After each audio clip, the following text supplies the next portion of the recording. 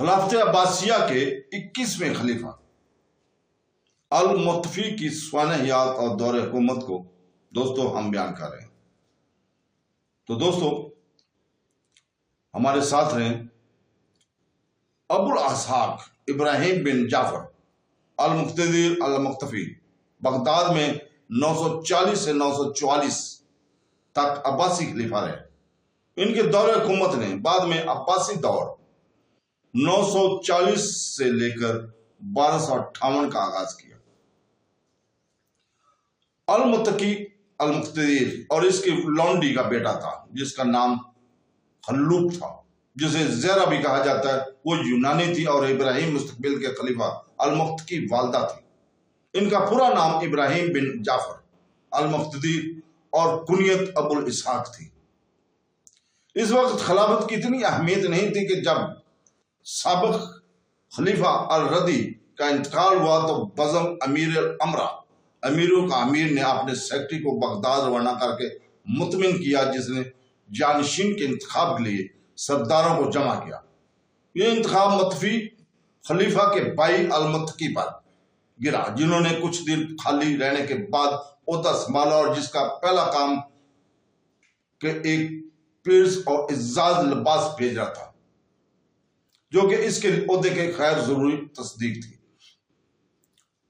بجک وصیت واپس آنے سے پہلے جہاں اس نے اپنے کاروبار اپنا دربار لگایا تھا، ایک شکار پارٹی پر نکلا اور کردوں کے ایک گروہ نے کے ہاتھوں اس کی موت ہوئی۔ دار حکومت ایک بار پھر نئے سرے سے انارکی کا منظر بن گئی۔ وزیر ابو علا ردی کے چلے جانے کے بعد 3 جولائی کو بے اختیار خلیفہ المتقی نے کورجی کو امیر الامرا مقرر کیا۔ اس رات ترک تکنیک کو گرفتار کر کے غرق کر دیا گیا۔ کورنجی نے ابوالکراج ابن عبد الرحمن اصفہانی کو اپنا سیکرٹری نائب منتخب کیا اور علی ابن عیسیٰ بن جرا اور ان کے بھائی عبد الرحمن کو انتظامیہ کا سربراہ بنانے کے لیے بلایا، لیکن لقب کے بغیر وزیر کا یہ انتظام زیادہ دیر تک نہ چل سکتا۔ تاہم چند ہی دنوں میں بنو جرا نے کے بھائیوں کو برطرف کر دیا گیا اور ابو اسحاق محمد بن احمد القرطبی کے وزیر مقرر کر دیا۔ جیسا کہ البریدی نے نئی فوجیں اکٹھی کی اور بصرہ میں اپنے اڈے سے وسیعت کی طرف بڑھے۔ کورنجی نے ایک اور دولامات کمانڈر اصفہان کے متحد ان کے مقابلہ کرنے کے لیے اپنی فوج بھیجی۔ ان کے قریب آنے کے طور پر بریدیوں نے وسیعت کو چھوڑ دیا اور بصرہ کی طرف پیچھے ہٹ گئے۔ اسی اثنا میں ایک سابق امیر الامر محمد بن رفیق جو شام کی طرف بھاگ گیا تھا، بغداد چھوڑنے والے ترک کمانڈروں کی آمد سے تقویت ملی اور المتقی کی طرف سے ایک خط موصول ہوا جس میں اسے عباسی دارالحکومت واپس آنے کی دعوت دی گئی۔ جب کورنجی کو ابن راکی کے بغداد پر چڑھنے کی خبر ملی تو اس نے وسط سے اصفہان کو واپس بلا لیا، جس پر بریدیوں نے تقریباً فوراً قبضہ کر لیا تھا۔ 22 اگست کو اس نے وزیر القطرہ کو بھی برطرف کر دیا اور ان کی جگہ ابو جعفر محمد بن قاسم کو مقرر کیا۔ جیسے ہی ابن رفیق بغداد کے قریب پہنچا، کورنجی شہر سے باہر نکلا اور عقرب کی طرف روانہ ہوا۔ دونوں فوجیں کئی دن لڑائی لڑتی رہیں، لیکن ابن رفیق فتح حاصل کرنے میں ناکام رہے۔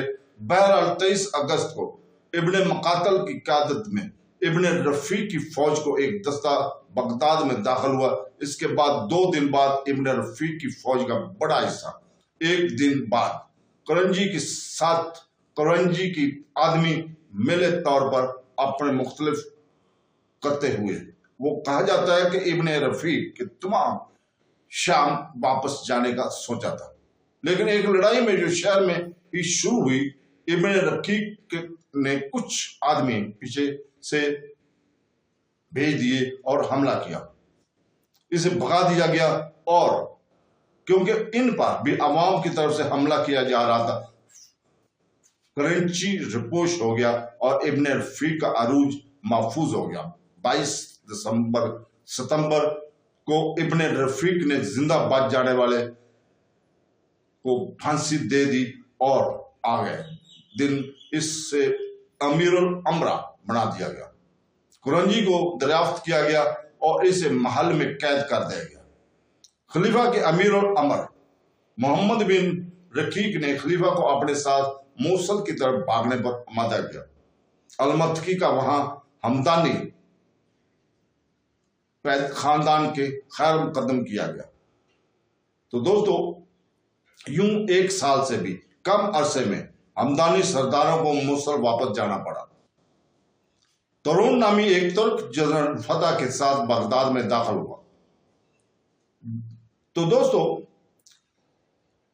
नजून और हमदानी सरदारों के दरमियान अमन बहाल होने के कुछ ही देर बाद अलमतकी ने रक्का में अपनी रिहाइशगाह संभाली, जो शहर के एक मुकर्रर था, जो अक्सर अपने नामों अबाओ जदाद का काबिल जिक्र दरबार रहा था। तो दोस्तों, अल्लाह ताला से दुआ है कि वो हमें सीधे रास्ते पे चलने की तौफीक अता फरमाए। आमीन सुम आमीन। अल्लाह हाफ़िज़।